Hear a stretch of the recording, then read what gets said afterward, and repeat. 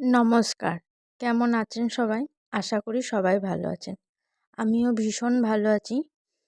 এখন শীতকাল, আর শীতকাল মানেই হচ্ছে পিঠে পার্বণ উৎসব। আর আমাদের বাঙালি ঘরে গ্রামগঞ্জে দিকে শীতকালে পিঠে প্রায় প্রত্যেক দিনই হতে থাকে। আর এই শীতের মরশুমে পিঠে খাবো না তা তো হতে পারে না। পিঠে যখন খাচ্ছি বন্ধু, তখন আপনাদের সঙ্গেও একটু শেয়ার করি।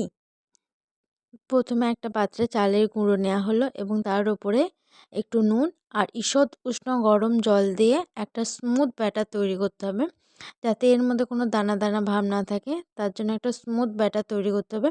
অপর দিকে একটি পাত্রে একটু জল আর তেল নিয়ে একটা মিশ্রণ তৈরি করতে হবে। এরপর একটা সাঁজ নিতে হবে। এই পিঠেটার নামই হচ্ছে সাঁজের পিঠে। তো এই সাঁজের মধ্যে এই তেল আর জলটা খুব ভালো করে ব্রাশ করে দিতে হবে। এরপর আস্তে আস্তে করে যে ব্যাটারটা এতক্ষণ ধরে আমরা তৈরি করলাম, সেই ব্যাটারটা এর মধ্যে দিয়ে দিতে হবে। তারপর এর ওপর থেকে একটা ঢাকা দিয়ে দিতে হবে এবং মিনিট 5-7 পর ঢাকা খুলে দেখব যে একদম পিঠেগুলো রেডি হয়ে গেছে। এই পিঠেটার নাম হচ্ছে সাঁজের পিঠে। তো এই পিঠেটা আমরা অবশ্যই খেজুর গুড় দিয়ে ট্রাই করব। এছাড়াও এই পিঠেটা আরও একটা পদ্ধতি, সেটা হচ্ছে একটা ঘন দুধ, তার মধ্যে কিছুটা গুড় দিয়ে ফুটিয়ে অনেকটা ক্ষীর করে তার মধ্যে এই পিঠেগুলো যদি ভিজিয়ে রেখে তারপরে খাওয়া হয়, তাহলে আরও টেস্ট লাগবে। তো আজকে আমি আপনাদের সঙ্গে টোটাল 3 রকমের পিঠের ভিডিও শেয়ার করব। একটা এই সাঁজের পিঠের রেসিপি, আর অন্যদিকে হবে একটা পাটিসাপটার রেসিপি, আর একটা হচ্ছে সরু চাকলি পিঠের রেসিপি। আপনারা দেখতে থাকুন।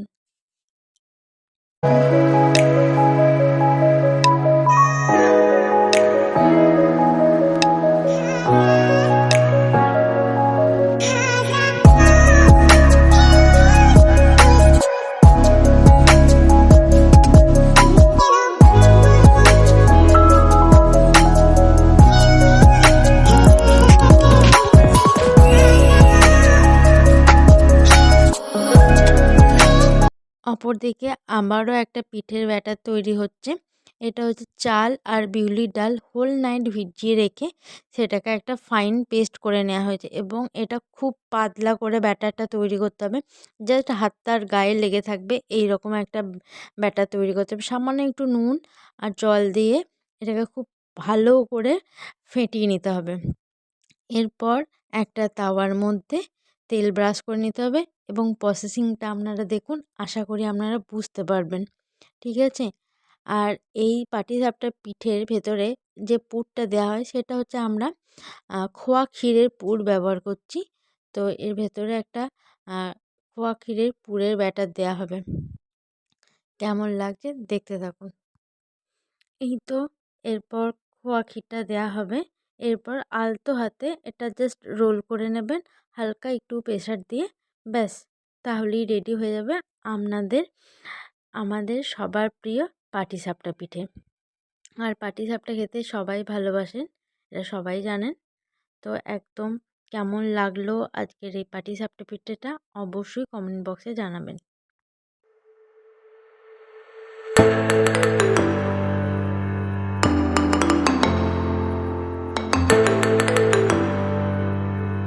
এটা হচ্ছে সরু চাকলি পিঠের ব্যাটার।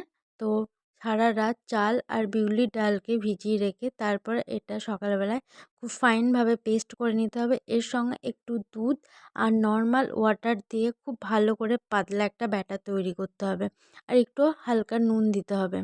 এরপর তাওয়ার মধ্যে একটু তেল ব্রাশ করে নিয়ে এই ব্যাটারটাকে দিয়ে দিতে হবে। আমার মা ব্যবহার করছে তাল পাতা। তো আমাদের গ্রামের দিকে এই তাল পাতাই ব্যবহার করা হয়। আপনারা হাতার পিছনটা করেও খুব ভালো করে দিয়ে দিতে পারবেন। এরকম প্রসেসিংয়ে একটু গোল করে ব্যাটারটা ঢেলে দেবেন। এরপর একটা ঢাকনা দিয়ে দেবেন।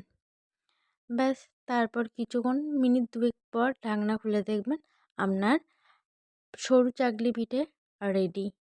কেমন লাগলো আজকে সমস্ত পিঠেগুলো অবশ্যই আপনারা কমেন্ট বক্সে জানাবেন।